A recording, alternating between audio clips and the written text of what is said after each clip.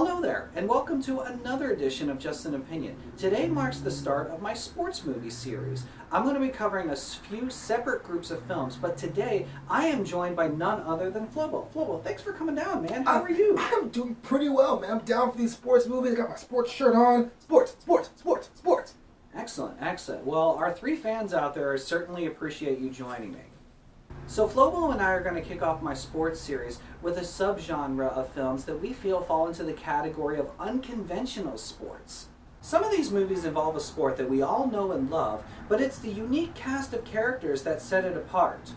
But others give a hilarious sports treatment to a game that we grew up playing, or they completely invent something on their own. I'm excited. What say you? You know what? I'm excited, beyond excited. Some of my favorite films of all time are on this list, and some are not that good.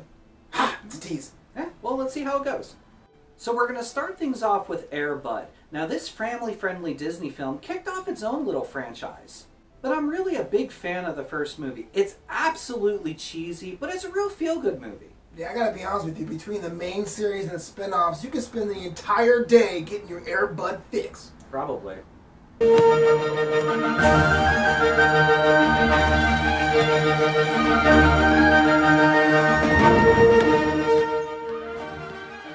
So plot-wise, we have our protagonist Josh. He moves to a new town and school where he doesn't know anybody, but he befriends a runaway golden retriever who has a few tricks up his leash, and they form a friendship playing basketball together.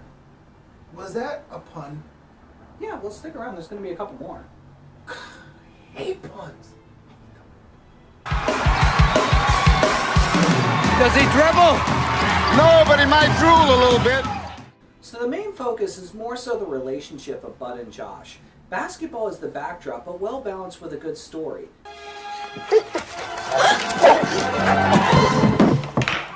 Whoa! How did you get up here? Hey! Josh? No! You okay? Josh? Given the title of the film, you know that eventually Buddy will join the barking lineup of the school team, but it doesn't actually happen until the very end. Barking lineup? Yeah, he's a barker. Oh my.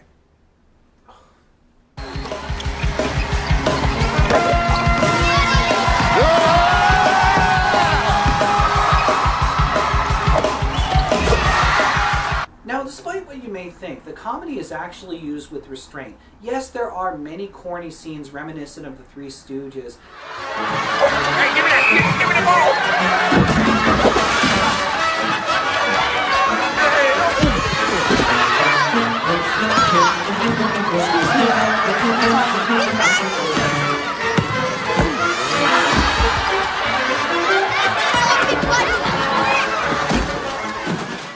But it's not all just cheap pops with Buddy's tricks. There's also a fair amount of sportsmanship ideology and the ambiguity of competition.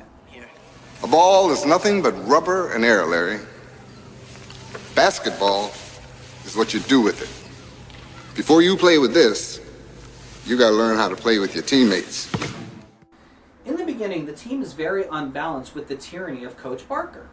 Coach Barker? Seriously? Look, I didn't write it. Look it up on IMDb. Wait, his name is actually Coach Barker? Yes.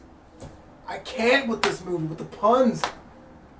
Josh at first is intimidated by the coach and the team, so he becomes the equipment manager.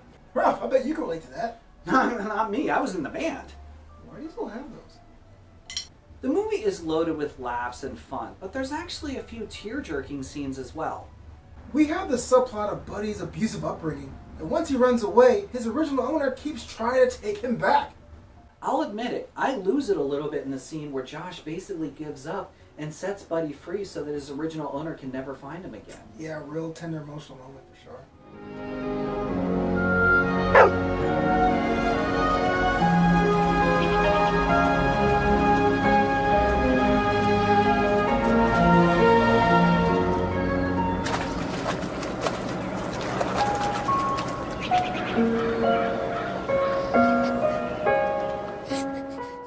In the end, we get a real sweetheart of a movie that perhaps isn't taken as seriously due to the vast number of sequels. Yeah, you know how everyone's saying that there's not enough wholesome goodness in cinema nowadays? Air Bud was that in spades. I agree. First film really underrated. Now, I have contemplated doing a review on the entire Buddy series, but I have a feeling I would need this entire bottle of bourbon to get through it. So for now, I think we'll just stick with Air Bud. It always manages to bring a smile to my face! Next up, we have Dodgeball. Now, before gym classes outlawed actually having fun, this was a cherished part of everyone's childhood. Peekaboo! It was so much fun, no matter how much it stung when you got pegged. Sure, you took a few balls to the face, but you usually got your own licks in too. Good coffee.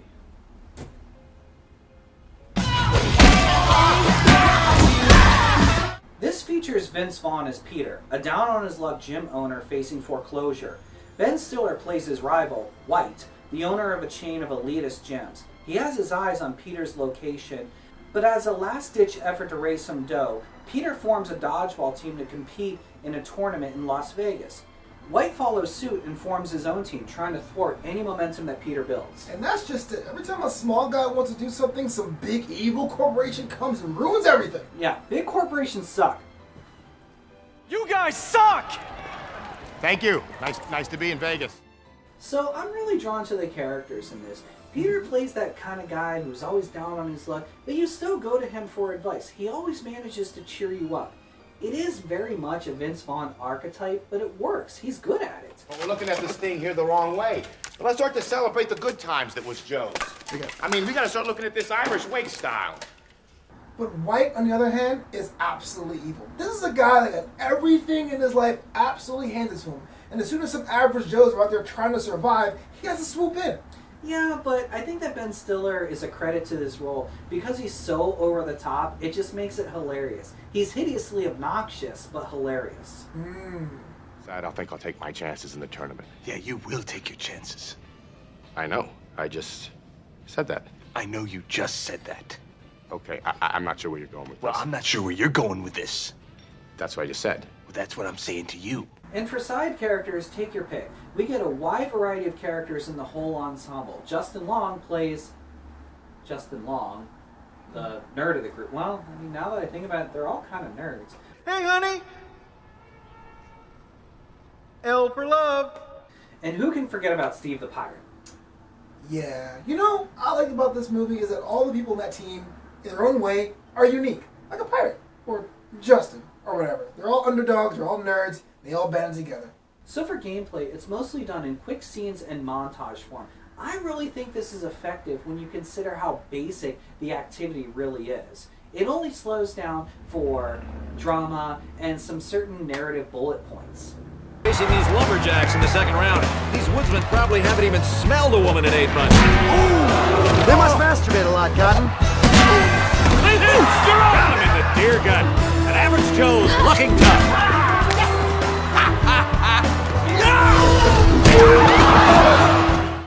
So this movie wasn't really about sportsmanship lessons or anything like that, as it was a bit raunchy, but not overwhelmingly so. You're absolutely right. If it was super wholesome, we probably would have cast it aside with movies that were cheesy, but Dodgeball has a bit of a charm in its rough edges, right? Yeah. If you can dodge a wrench, you can dodge a ball. What?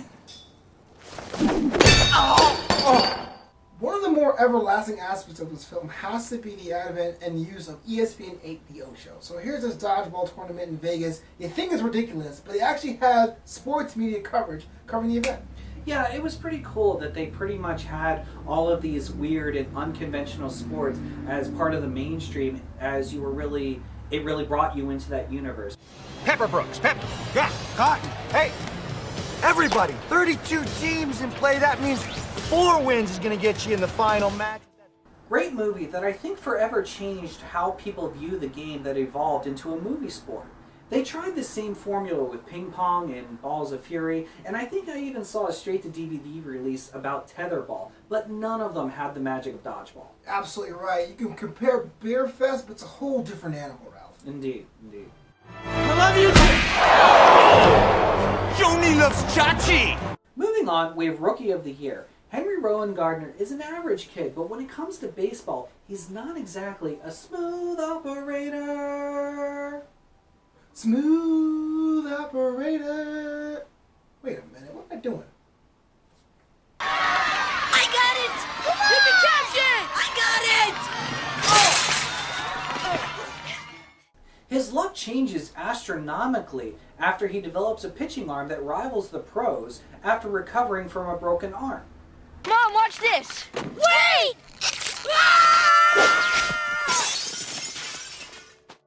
As it should be, he's sought out and recruited by the Chicago Cubs right from the bleachers. So what did he say? Did you watch the movie? I think I did. Hey, kid, how would you like to pitch for the Chicago Cubs? Great! But I gotta ask my mom first. Henry adapts quickly into a big league ball player.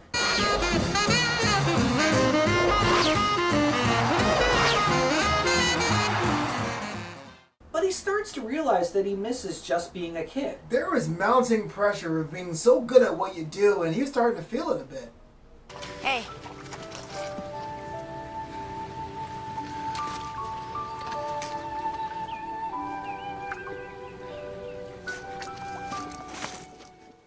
I think it's very well balanced in terms of characters and performance. Thomas Ian Nicholas was a great lead.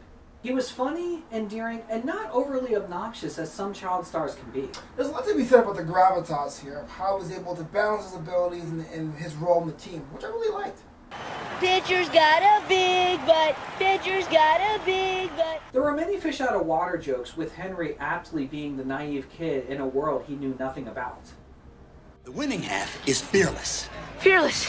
Right. The have-to is inside. It's where the fear lives. Oh, okay. Okay. Could you start over again? But at the same time, he personified the heart of a child that many of us grow disconnected with as we get older. That's true. I can think of many times I have a new job or new position. I feel like the world of wonder like a child would.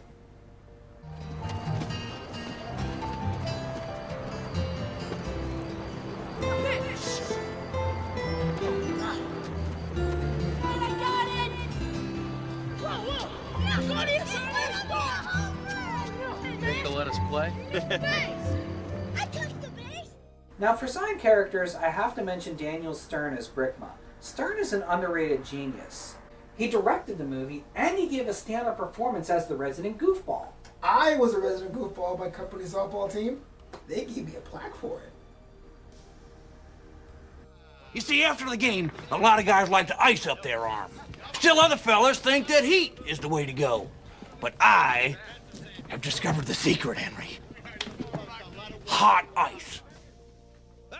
And I think that people forget that this was one of John Candy's final performances.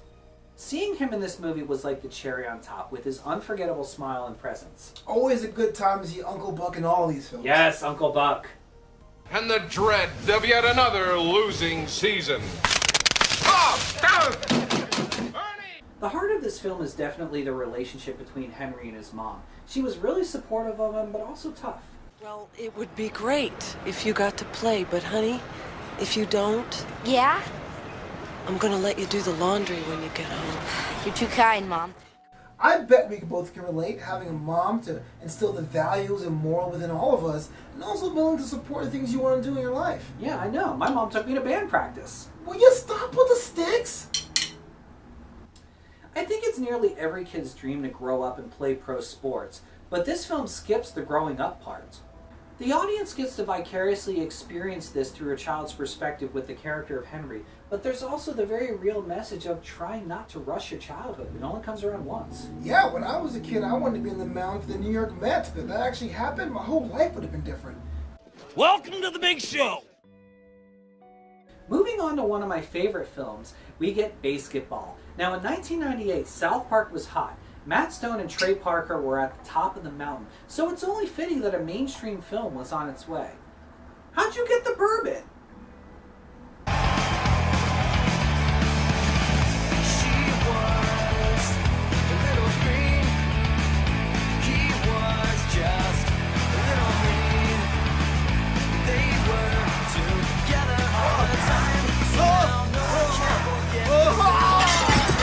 So what sets this film apart is that it's a completely invented game. There is some real substance here in how it's a postmodern look at sports being more about money and celebrity image versus the game.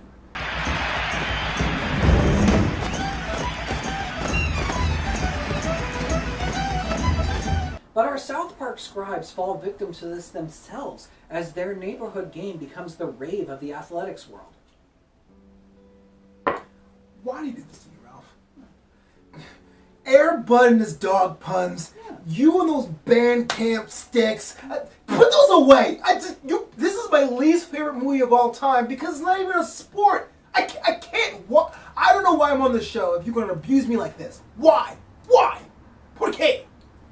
Scared, man. Listen to me, you little bitch. You either go out there and make that shot, or I'm gonna shove your head so far up your fucking ass, you have to wear yourself as a hat. And in the dugout, Doug Reamer giving his teammates some last-minute encouragement. Now go out there and make that shot.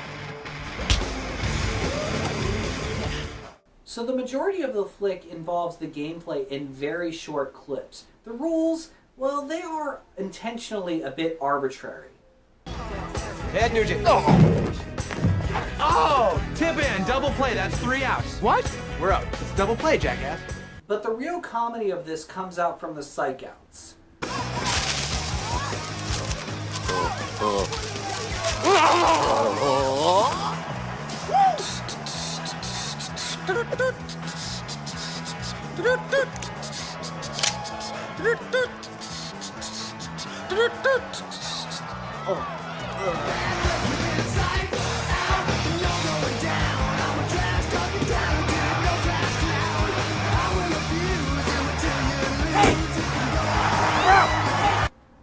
I don't like this movie, right? But the psych outs makes it absolutely worse. I'm supposed to believe that I'm going to make a shot or whatever the hell they call it, and someone says a line or two, and I get so razzled and frazzled I can't make the shot. Like, hey, Coop, your mother's a bad cook. Yo, Coop, your mother's a terrible cook. Now, wait a minute, Flobo. As an Italian, I can tell you that that is honestly the worst insult that you can receive. You only tell people you're Italian to impress them at parties. Ooh, I think my meatballs are done. You're not cooking anything! I'm doing the happy dance. Doing the happy dance. Does this thing work? Mm-hmm. Yeah. Can you hear me? Oh, yeah. This is cool. Here, check it out. So while not necessarily a South Park production, the humor does align with the said source material. What source material? South Park. South Park is not basketball. Hey, Grunsky, you losing weight? You guys, here's your fucking fight. Here's your guys, And the Beers hold him in the ninth on a... Now, I've heard some people say that this movie loses its luster after multiple viewings, but I happen to disagree. What do you think? To take his shot. It's up. It's good! Coop sinks his second home run of the game.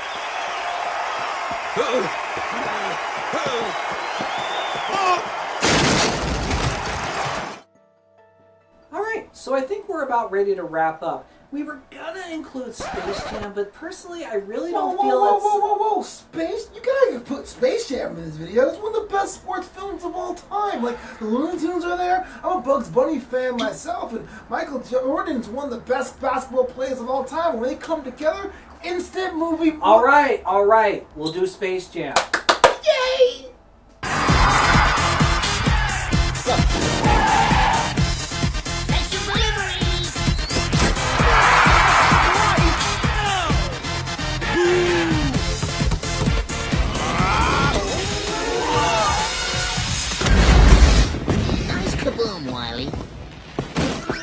Well, the movie adds fantasy to Michael Jordan's personal story in the mid-90s, transitioning from basketball to baseball, but eventually back to basketball. Bad sales at Moron Mountain lead Mr. Swackhammer trying to recruit Looney Tunes for his amusement park. The Looney Tunes refuse to go, unless the Monstars can beat them in a basketball game. We challenge you to a basketball game. All right, basketball it is. Basketball. Oh boy, oh boy. All right. What is basketball? What's that? Beats me. So the Monstars end up stealing the talent from real NBA superstars, and you know what? This is where I have a problem with the film, since they should have... Oh, come on. I mean, look, Michael Jordan wasn't playing in the NBA. He was the biggest talent around, so they went and go... Are you still mad they picked Muggsy Bogues over John Stockton? They should have went with John Stockton. To Stockton. Stock for three. Stock. Got it. Unbelievable. John Stockton. John Stockton. John Stockton is the greatest point guard that ever lived. Why in the world would they go with Muggsy Bogues instead of John Stockton? I mean, why not go with the best? Well, that's Sean Bradley. When has anyone ever talked about Sean Bradley since 1993? Roll it. You're not allowed to do that. This is my show. RBCs, etc. And we've scheduled a 12-lead stress test and neurological battery to include EEG, reflex... Okay, fine. I'll admit it. I want to like this movie more. I love Michael Jordan. He does really well with what he's given. Shorts? From college? I wore them under my Chicago Bulls uniform every game. Hey, I watched them after every game. Sure. I did. And Bill Murray is always the delight. So this film really had a lot going for it. It was fun, family friendly. They took really awesome basketball scenes, mixing them in with cartoons. I remember the early 90s commercials with Air Jordan and Hair Jordan. But there's just something missing for me. I just can't seem to give it more than a mediocre review. Baby, you're chicken. I say I resemble that remark. You calling me chicken? Hey, come here.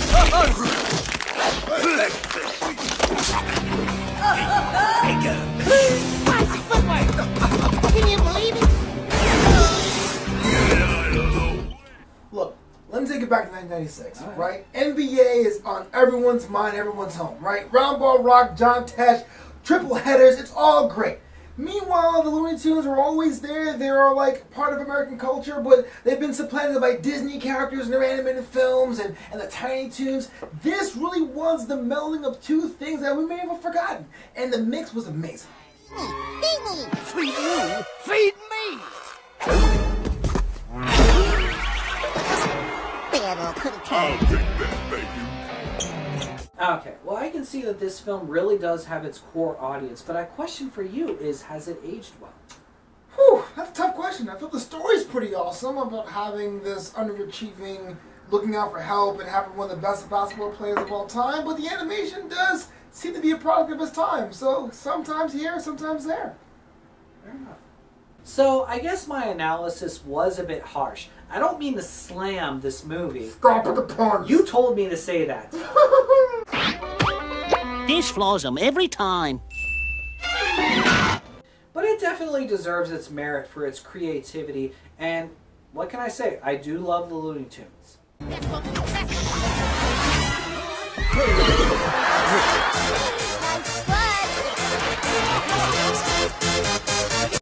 Alright, so that wraps it up for this edition of Just an Opinion. We've had a little bit too much bourbon, and our wings are here, so we're going to say goodbye and watch NXT. I'm down for some sports movies, some sports comedies, some sports dramas. I'm all about the balls, man. All about the balls. Alright then, well said. Well said. Yeah. Sure, you took a few balls to the face, but you usually got your own licks in too. Balls lick? What's wrong with you? Stop! Stop with that! There's going to be a pun. There's going to be a pun there. So I think I'll cut it there. Given the title of the film, you know Buddy will eventually join the barking lineup of the school team, but it doesn't happen to the very end. I don't even get that one. What does that even mean? Starting lineup, barking lineup. Oh, that's fucking... That's terrible. Every day. It only bothers me when I'm filming. Otherwise, I'm watching TV. I'm like, whatever, yeah. Is it coming back or what? Okay, you're a little offering me up. See, it is coming back. So it is. Why do you do this to me? Why? Hot wings. Oh yeah, why hot wings? And fake sips, bro. Come on, I learned from you last one. No, you didn't learn.